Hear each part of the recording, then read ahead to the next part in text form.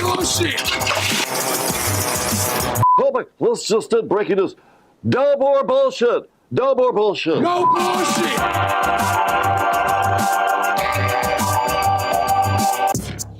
Howdy. Good afternoon. I'm not really here. We're on a well-deserved vacation. Kicking back, drinking a cold one. So we decided to put together for you some of what we think is our best work of the year. Our first piece comes from downtown Detroit.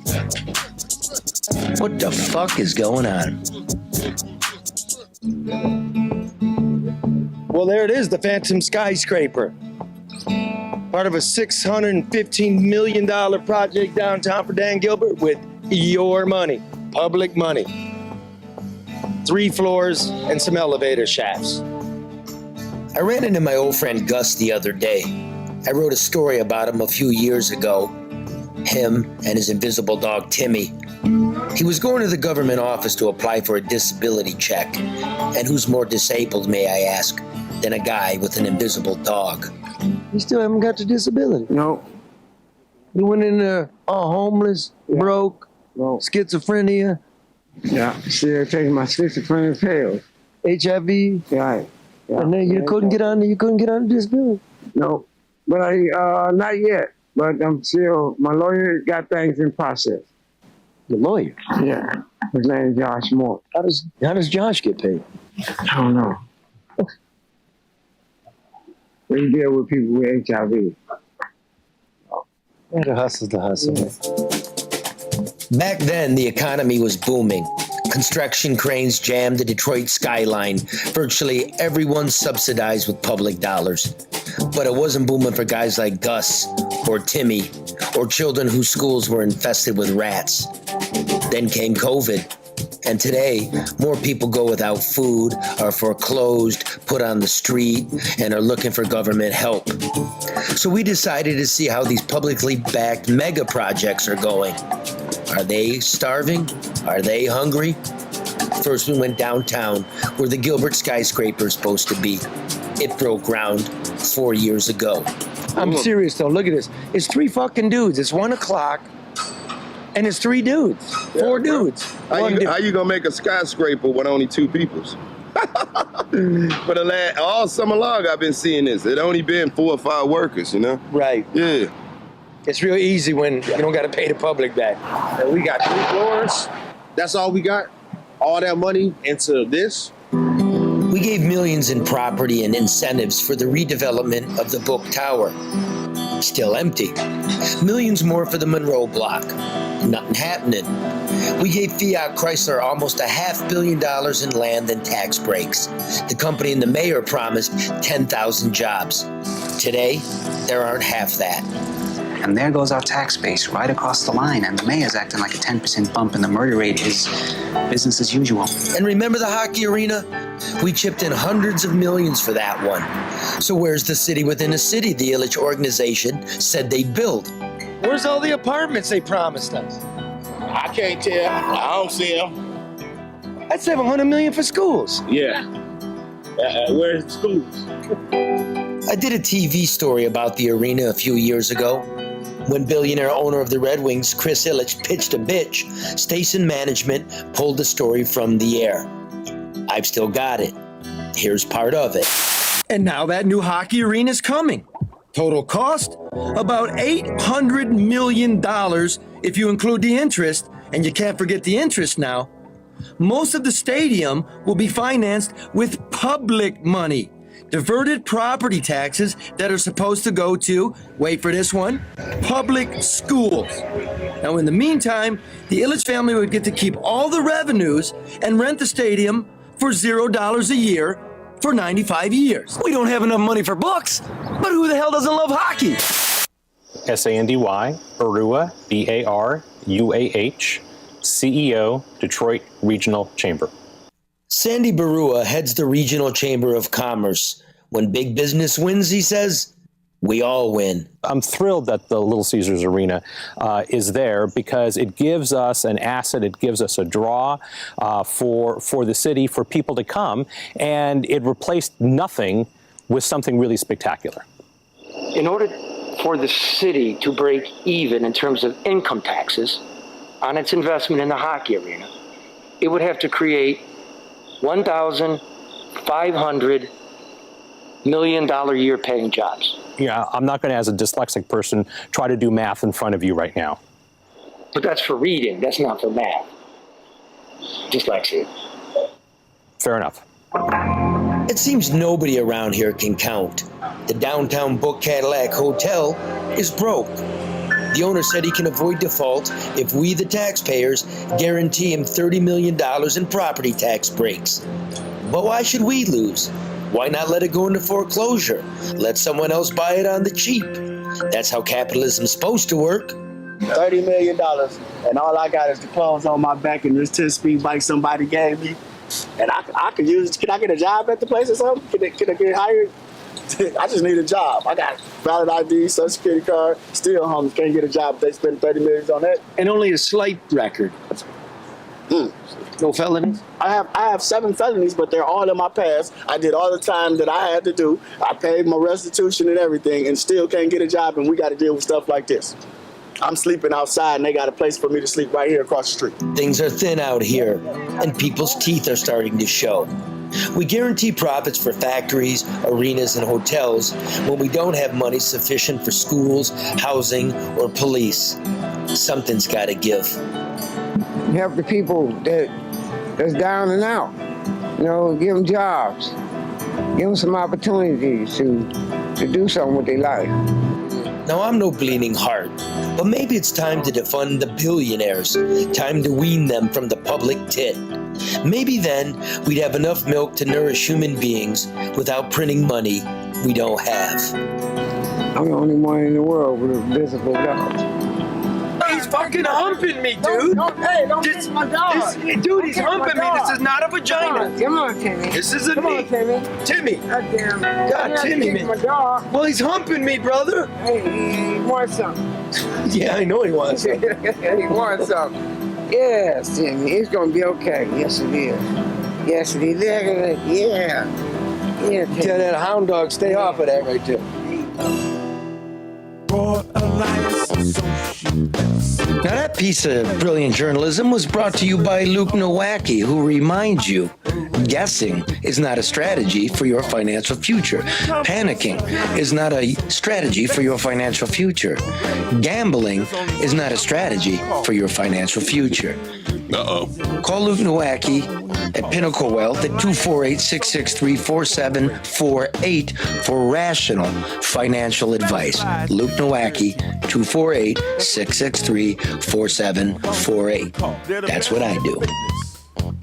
Now, what's next, Mark? Mr. Red's neighborhood, a trip down there. Mr. Red's neighborhood. Now we go from downtown Detroit to the inner city neighborhoods. The question is, what the fuck is going on?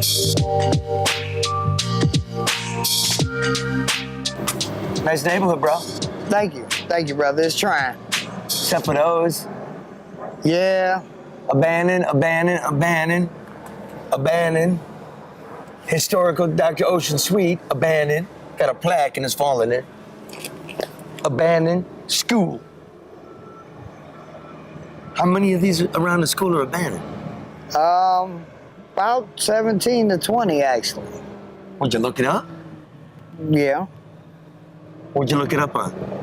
Detroit Parcel Look Tracker. Detroit Parcel Tracker. Anybody in Detroit want to look about Detroit Parcel Tracker tell you the owner? Yep. And the city owns these? Yeah. The fucking city owns it. Detroit Land Bank.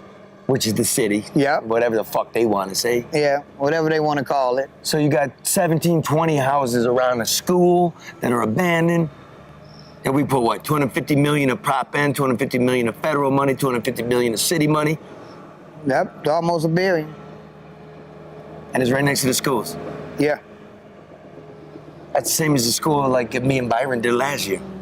13 of these fuckers. Well, as you can see, a year later in a whole nother area, it's the same story. Show me some more. Let's take a walk.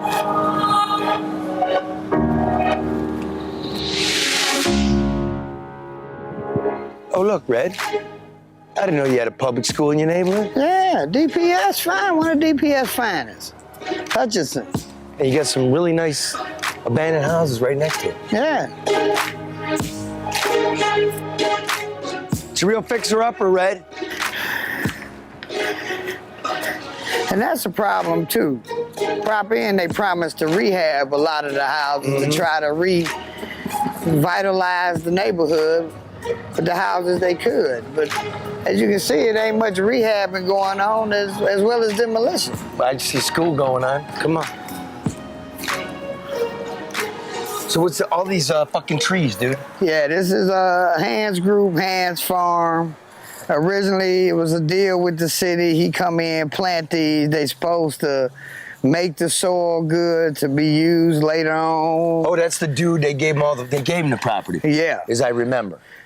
Yeah, these He's are gonna put these in and take the poison out? Yeah, supposed to take all the poison and contaminants from the soil out to make it more viable, I guess, for sale. That's what they told us. They don't look too healthy, bro. No, not at all. These trees have been this tall probably the last 5 years. Shit. Maybe they're sad because they live next to these houses.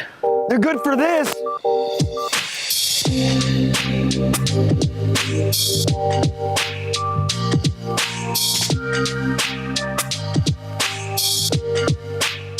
Sit up here in the shade. Now, how do you look up if it's scheduled for demolish? You go to Detroit Demolish Tracker. Demolition Tracker, I'm sorry. Detroit Demolition Tracker. So, Byron, that's the city. We're just sitting here because that doesn't have a porch anymore. That one says here by this website you gave me, the Demo Tracker, and that every citizen could use. That's owned by the land bank, but it's not in any way contracted or scheduled. To be demoed. Right. So we don't know how long that's going to be. And when I was searching, I found quite a few that were listed like that, with no demo scheduled. There's nothing here. Nothing there. Nothing around here. This is your neighborhood. Yeah. Call your city council person? No return call. No return call. Should we call the mayor's office? I wouldn't know where to start. It's no direct line to the mayor's office, unfortunately. No bad phone. Did you call the school board? To be honest, I never thought to call them about demolition in a house. That makes sense, because that's not what they do. Yeah. Did you call your state rep? No, and considering it's an election, I wouldn't know who to go with, the new one, the soon-to-be, or the one that's in there now. It's the city, so they can't even run the state. Yeah, right? The city. So you called who you're supposed to and just gave up on the rest, like every other American. Yeah, because after a minute, you just get frustrated and tired and feel like it ain't gonna really change. This is a sin, man. Hey, kid, you like living next door to this? See this house? Yeah. Do you like living next to it? I don't know. You don't know? Just kind of normal? Yeah. And he summed it up best.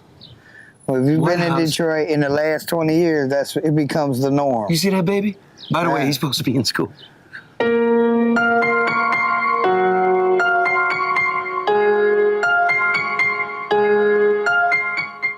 Someone lived there?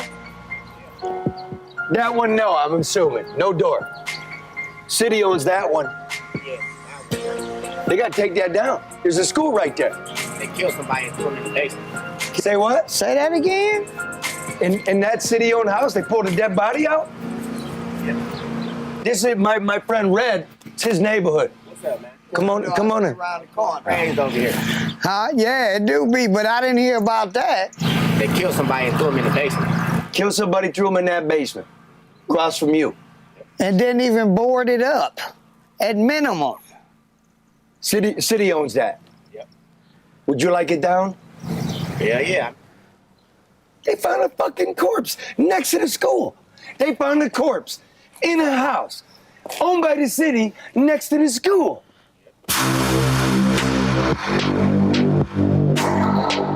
Okay, anybody listening or watching this, right? You got a kid.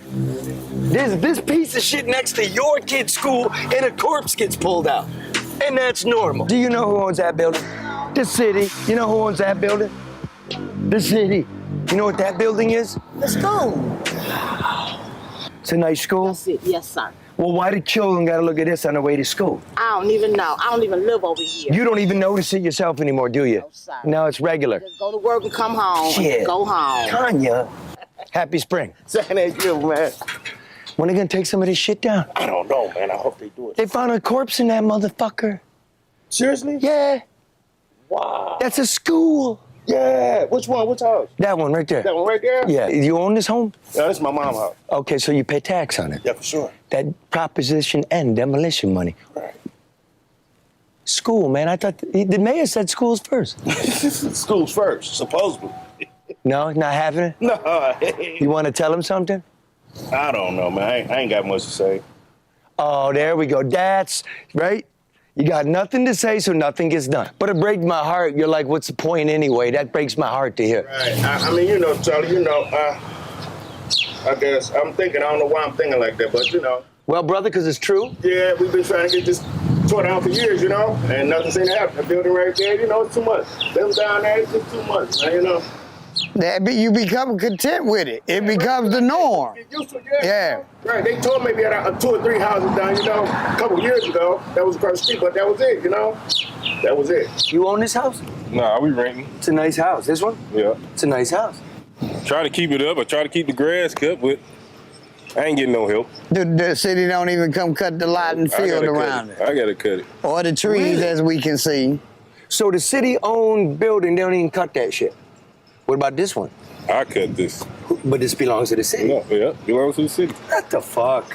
As a father, how do you feel letting your kids out to play or do anything around here with all these abandoned houses? As long as I'm out here with them, I feel comfortable. But if I ain't out here, they ain't coming out here. They ain't safe. And we didn't grow up like that. And then they got all these stray dogs running through. The dogs just ran into school and bit somebody. No. Yeah, that was last week? I think today. What? Today? They just had the dog catchers down there looking for some dogs. Some wild dogs just went into school today and bit a kid? I don't even believe that. My wife across the street, she'll let you know. She worked there? Yeah. And that's yet another city service. So if you had something to tell the city, the mayor, listener, what would you tell them? Just give us some help out here. That's all we ask. We out here with y'all, but just come on. You can just see it. You wouldn't want to live next to this. I want to show you the one I tried. Up just north of here, on the east side as well. I want to show you that neighborhood. That it's like this, but like 13, right on top of the school.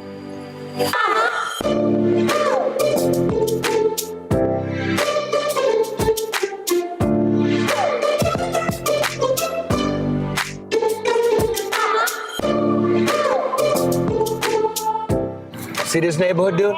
Yeah. About 5 miles from yours. We did this last year. About 13 abandoned houses. Okay. They got these out. It's 2 of them right here. 2. There's still one there. There's still one over there. There's still some down there. But if you keep on them, you get this for your kids too. That's what we hope. And they need to keep going. Once they start, don't stop. 2 is great. All politics are local. True that. City councilman, city council member, ombudsman. You're city ombudsman. That's where citizens lodge their complaint. Okay. Call the mayor's office. Okay. Call the school board. Okay. Okay. Thanks for that one, because I never would have thought to call the school board. Makes sense. Okay. School start making noise. Pay a little more attention. Kids deserve better. Yes. All right, bro. Definitely. Good job. Dead bodies. Unbelievable.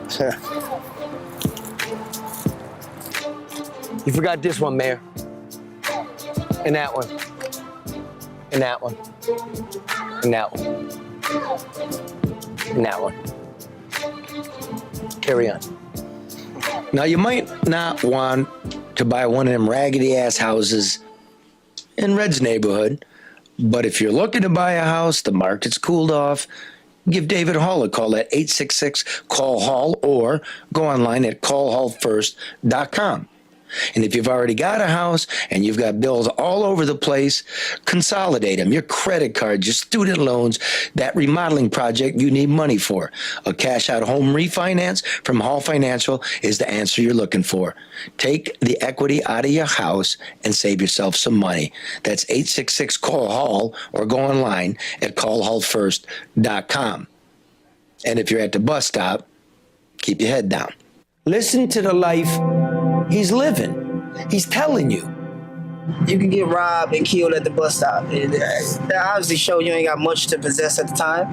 You know, you just probably got some nice shoes on at the bus stop and you can get robbed for that because people are dangerous. It's like, it's not a way of, it's not a why. It's just, it is what it is. Wasn't there used to be a code? No kids? Code don't exist anymore. Just, people don't have respect for them type of things. You know, if they can't get, and people feel like if they can't get you, they can get somebody else close to you or something. And that's due diligence. That's more of a cause to show you that, you know, it's no code and we not playing with you. Oh, you're telling me now we are hunting your kids? For the most part, anything happens. If you with your kids at the time and yes, there's no respect towards that. Since I came on the job, I've seen 8-year-olds shooting guns and shooting people. You know, you see the parents brandishing guns around their kids, teaching their kids how to handle these guns. In the suburbs and in the city, we have too many guns out here and too many opportunities to obtain these guns. And these kids are using these guns like never before. 500 kids been shot in Detroit the last 6 years. You're 10 times more likely to be shot as a kid in Detroit than in America. Surprise you? Yes, but it's a lot of kids out here, 14, 15 on Instagram, Facebook, uploading guns, uploading assault rifles that us grown folks don't even have. And it makes you wonder how did they get their hands on it. So the kids is resourceful these days. You hear these kids say, look, I'd rather get caught with one than without one. We got to change that mentality. People are afraid. These kids are afraid. They're not just toting guns because it's a fashion statement. They're toting guns because they are afraid of dying out here in the streets. A random situation can cost you your life. Just walking into the store, not even having a plan, and a bump, a look, can have a gun in your face. Have somebody chasing you out the store, shooting at you. So yeah, I got a gun because everybody else have a gun. And guess who's getting the street justice out here? It's your juveniles. It's people under 17 years of age. And they're becoming the victims too, because nobody cares. Dude, you're a baller. Do you really think they're gonna be able to get guns out of your hands? No. American Coney Island is the most delicious hot dog in the world. Proprietary chili, Vidalia onions, wholesome, fresh bread, mustard only. And the people there are decent. They're charitable, as you will see in this next piece about all the people who got kicked off the no-fault insurance, those traumatically injured that we promised to take care of for the rest of their lives. We paid for it, and we no longer are. Shame on you, Governor. Shame on you, Mayor. Shame on you, Republican legislators. Fix the shit. How are you?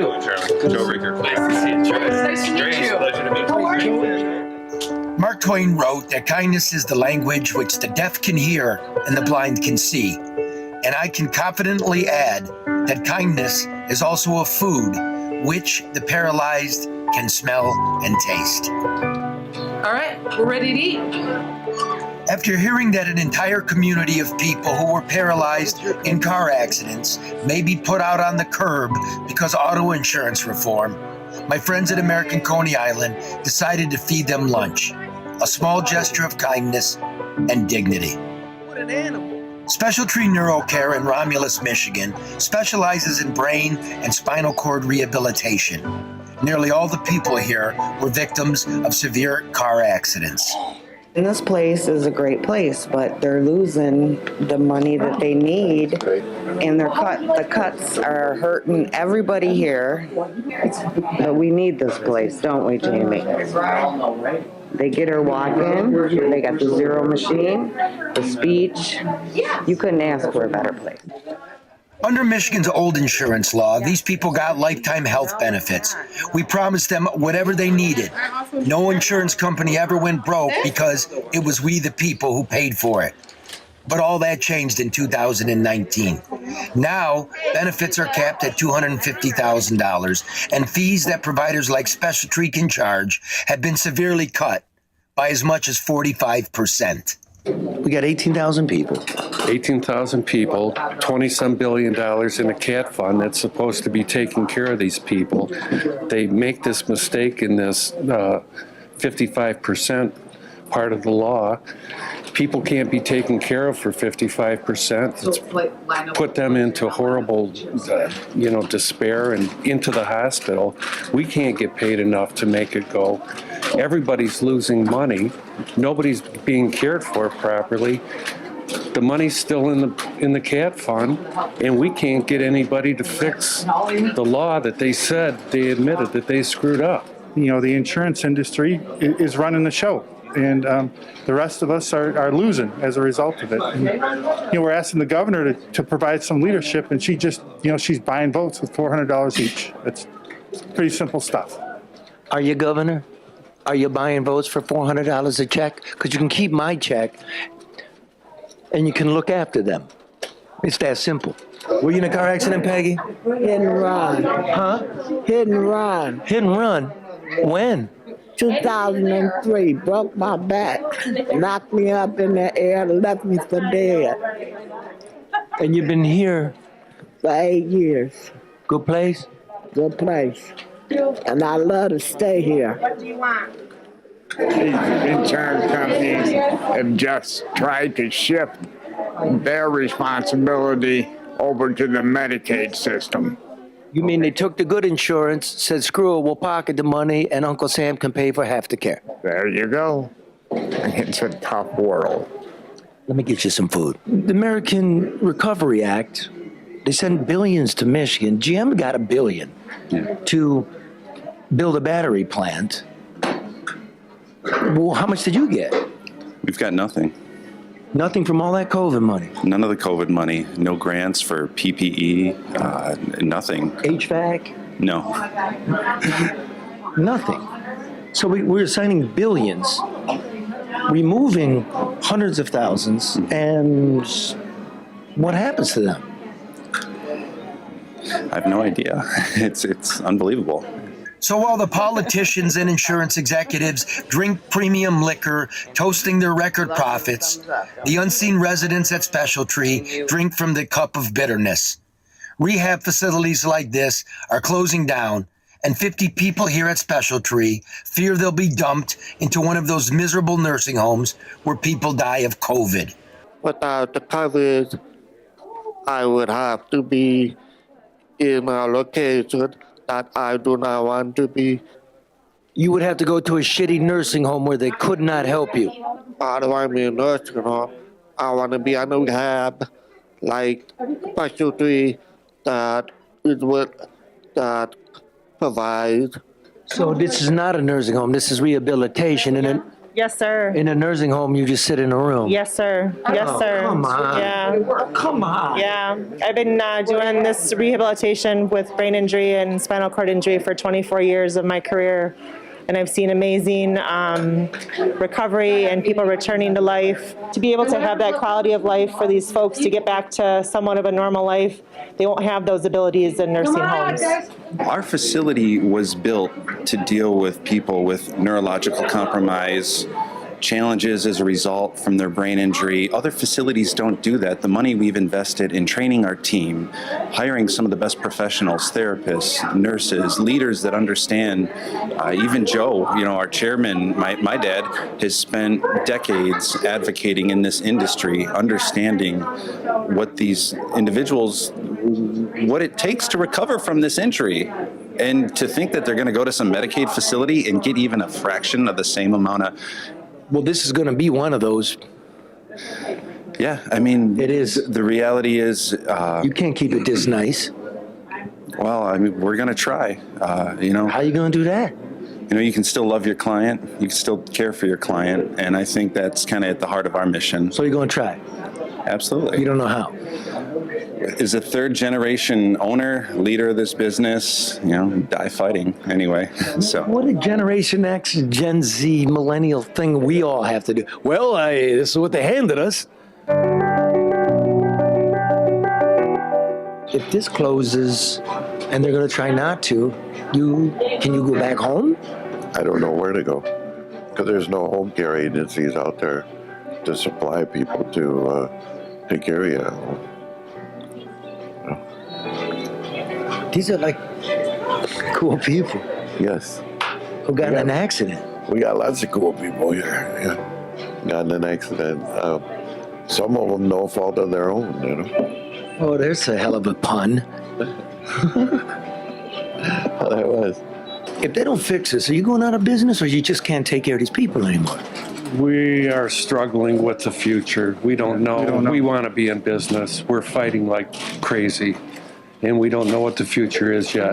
So the insurance people and the lawyers and the politicians say the problem is we're gouging the system. Were you gouging the system? Let's be honest, there were people in our business that were. And they're the ones that are surviving because it's arbitrary, the 55%.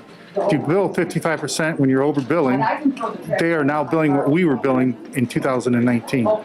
We're the oldest post-acute program in Michigan, 48 years this November.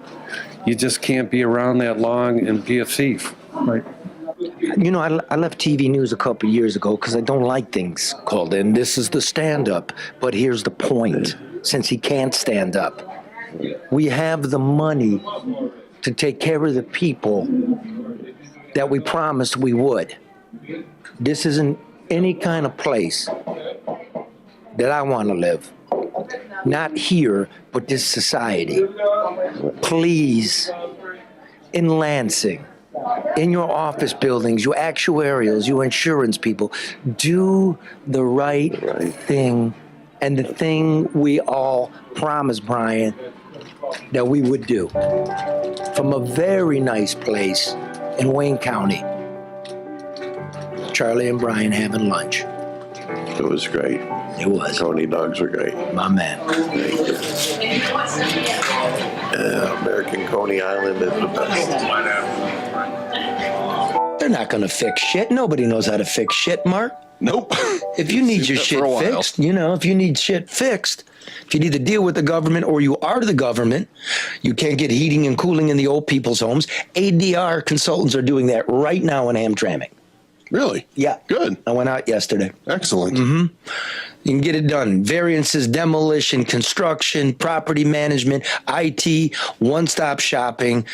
Can't do it yourself. Get it done right, on time, on budget. Pick somebody who's honest, ethical, smart.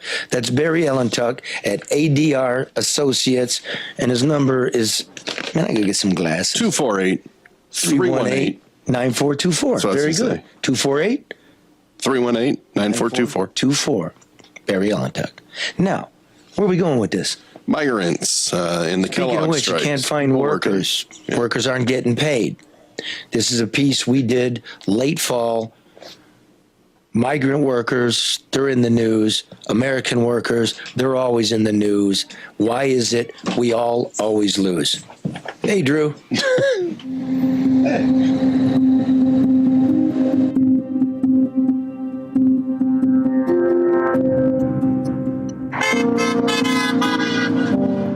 Kellogg's made like $1.161 billion in profits last year. Now they want to cut all our pensions and our health care.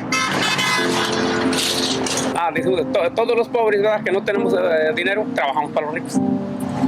All of us poor people, we work for the rich people. Two workers from worlds apart living just miles apart on the west side of Michigan. One an American, one a Mexican, one a factory hand, one a field hand. The way they feed their children? By feeding America. They're trying to drive down wages everywhere, you know what I'm saying? And it's a David and Goliath battle because corporate America has more money than we can ever dream of. And we're trying to fight just a giant across every board, you know?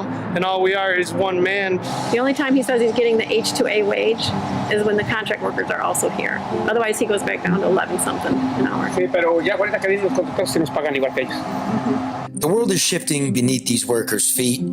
The cereal workers on strike. His multinational company made almost $2 billion last year. But the company wants workers to take less or threaten to send the job to Mexico. They've been moving products out of here to Mexico. 4 years ago, they said they were cutting 225 jobs. That didn't work out so well. This Labor Day, they called us in and said they were cutting 174 of us. So anybody out here that has under 10 years in is gone. The crappy part is this ground right here is what gave Kellogg's everything they have. They own Pringles and Cheez-Its and all sorts of companies, and it was all made out of this plant right here. And we used to have 5,000 people here, now we're down to 300. These are migrant Mexican Apple workers. Tens of thousands of them arrive every season on temporary work visas. They're legal workers. The United States government is supposed to make sure they're not cheated or abused, but the government rarely does what it's supposed to do. Fuck him! Yeah, I'm not dealing with that, okay? Okay. I'm writing his goddamn paychecks. Be quiet. Shut up. He is a coward, fucking nigger bitch. Tell him to pack his goddamn shit and get the fuck out of here. Okay. Peachridge and La 10. Okay. With too few government inspectors, legal aid lawyers Teresa Hendricks and Molly Spock fill the void, doing the legal work and the outreach work.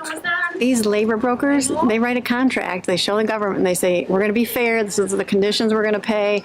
They tell the workers that. Then they get them here, and it's a whole bait and switch. If you come over on an H-2A contract, you are more vulnerable to exploitation than even an undocumented worker working here. How is that possible? Because all of your movements are controlled by your crew leader. They can decide where you go, when you go, how much you work, how much you get paid, and if you ever have the right to come back. When you go to the grocery store, when you go to the laundromat, every aspect of their life is controlled. When you can go cash your check.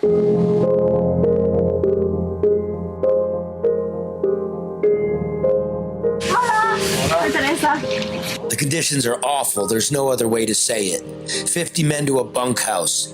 COVID, influenza, and bed bugs are rampant.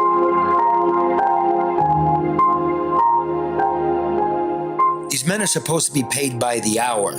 This man tells me he's paid by the ton. That's illegal, and the math doesn't work. But still, it's a better life than back home in Hidalgo, Mexico. Oh, Detroit. Oh, sí, era muy rico, sí, sí, es cierto. Porque yo miro en las noticias. He knows about the wide streets and beautiful buildings of Detroit, how it was once a great and rich city, he says.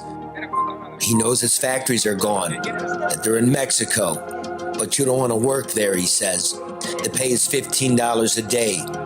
The fields here are more satisfactory. It's not much of a life, but it's his life. And in the end, he says, the poor man will always work for the rich man anyhow. An hour away, the middle-class American man grows angry, feeling himself and his community of Battle Creek slowly sliding into the class of the used-to-haves. And the used-to-haves are the most dangerous sort of men there are. Eventually, there's going to be major problems in society because the 1% wants more, and our wages aren't going to be even enough to buy products from the 1% like Kellogg's or, Well, that's not a war you could win. The day of the revolutionary is over. You think so, but I mean, look at Afghanistan. How many years were we in there fighting against guys that could barely eat with AK-47s? We just pulled out the strongest military in the world. So in the United States, we import the Mexican man to work our fields and export the American man's jobs to Mexico, where the Mexican man does not want them. A vicious cycle to nowhere.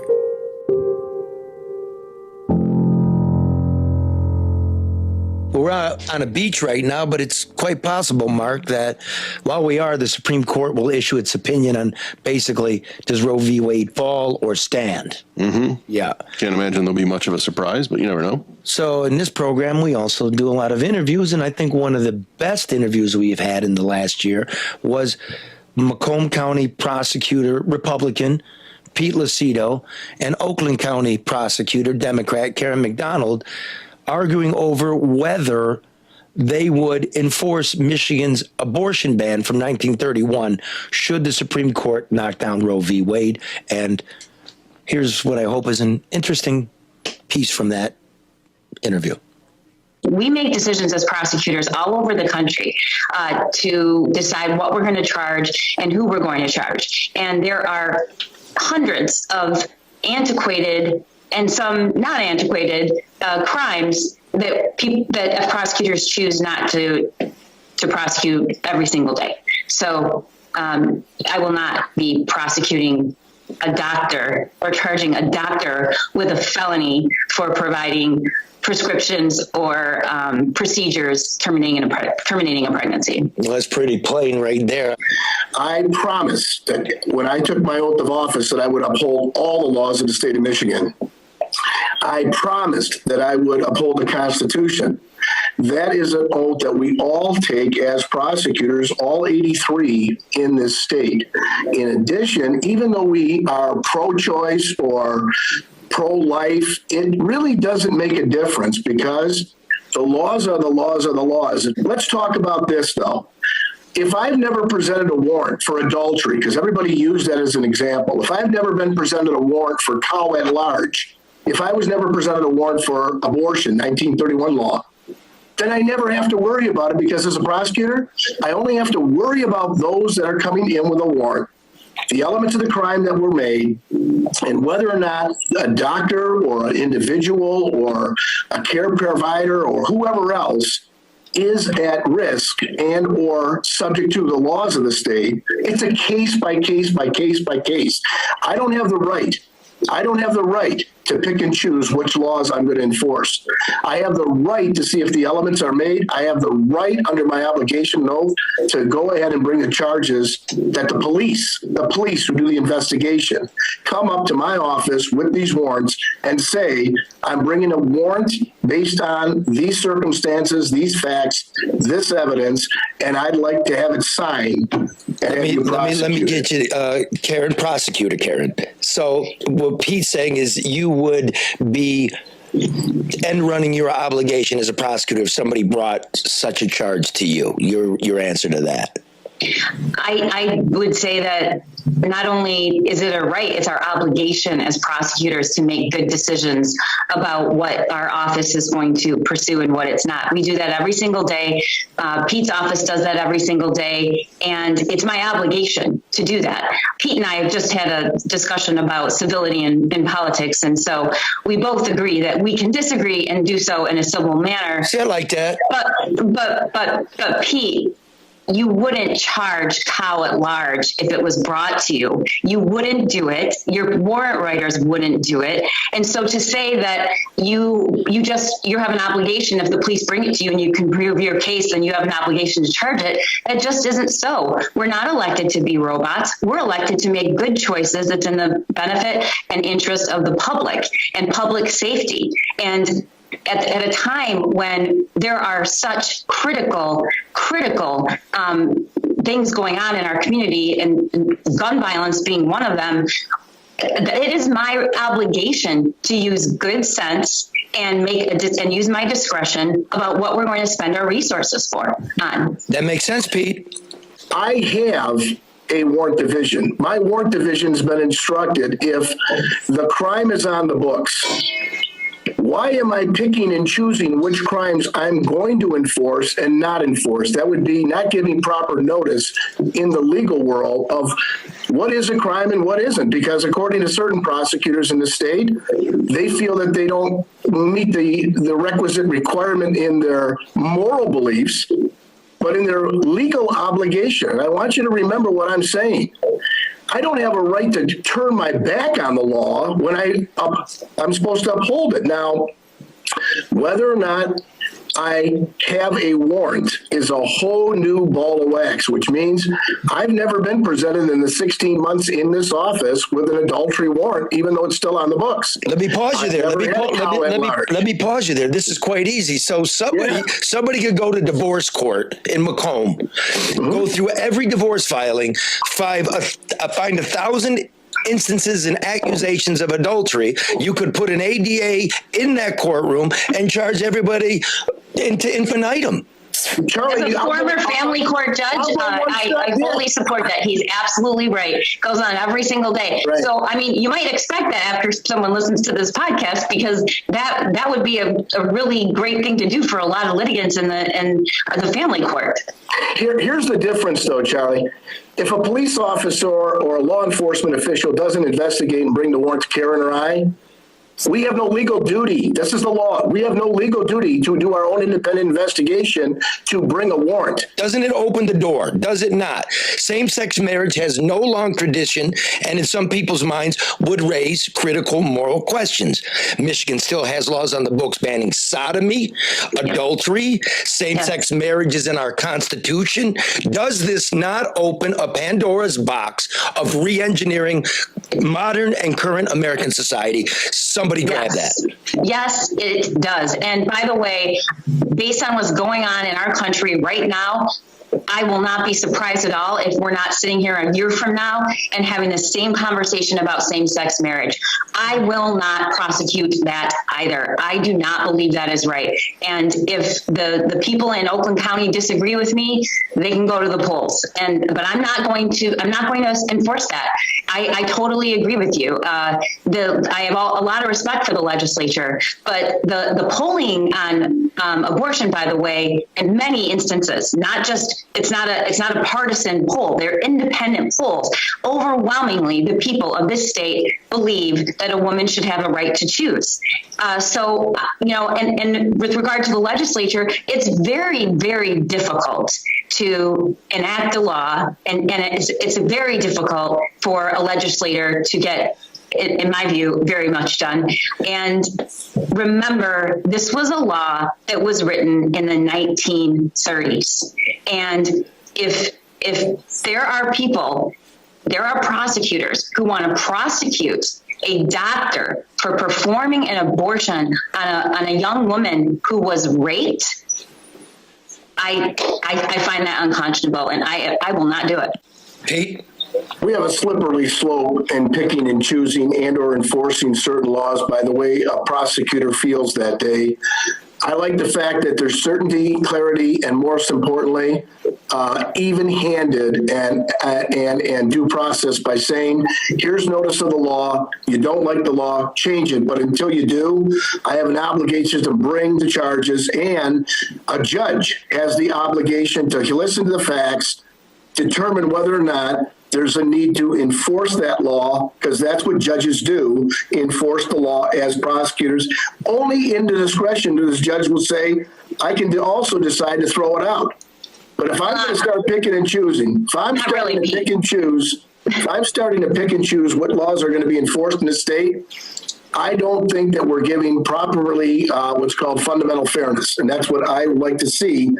Respectfully, Karen, if you don't want to charge or look at a case by abortions, you have that right, I guess. But at the end of the day, I'm going to do what I feel is my constitutional obligation by upholding the law that I was duly charged with doing. You pick and choose every day. Every prosecutor elected in this country does so. Every single day. We pick and choose and use discretion about what charges we should bring. Stay together. We as a people are going to have to figure this out. I thank you both, really, for taking the time. You're incredibly busy people. Kind of you. Thank you. Thank you.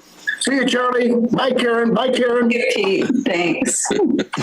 And now, the weather.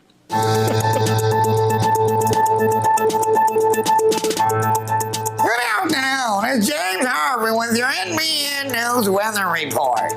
The snow is melting, and the abandoned furniture and old tires are in full bloom. You know what they say, April showers bring May floods on the east side. Hell, I still haven't gotten my FEMA check from last year. And speaking about things that take too long, with all the rain in the forecast, you can expect the grass in the land bank lots to grow taller than Dan Gilbert's skyscrapers. Which has a plus side. Now you won't be able to see the abandoned furniture and old tires. Expect a massive warm front to move through Detroit next week. Forecast for the summer, hot, with a high probability of murder. Bang, bang! You might want to take advantage of the rain and gas up your car now. Only in the daytime. And don't forget to stock up on that beer and those lottery tickets.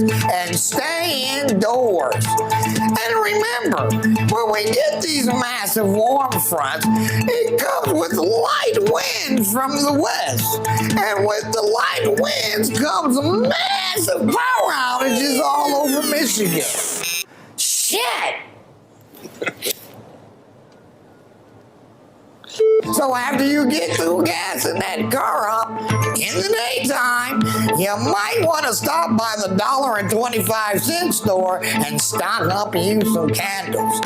But remember, with inflation, you're only going to get 11 candles in a box made for 12.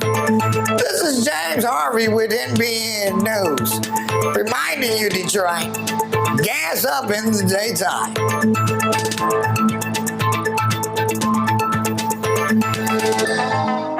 Well, that's the best of. We hope you enjoyed it.